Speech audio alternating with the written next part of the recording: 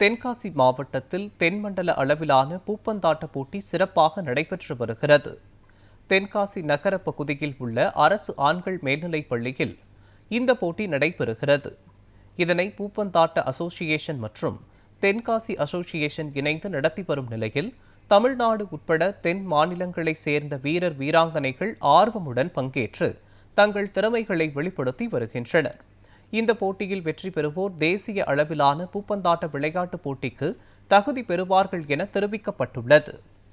இந்திய அளவில் தென் பிராந்திய மாநிலங்களுக்கான சவுத் ஜோன் சாம்பியன்ஷிப் ஆண்கள் மற்றும் மகளிருக்கான பூப்பந்தாட்ட போட்டிகள் இன்று இங்கு நடைபெற்றுக் கொண்டிருக்கின்றன.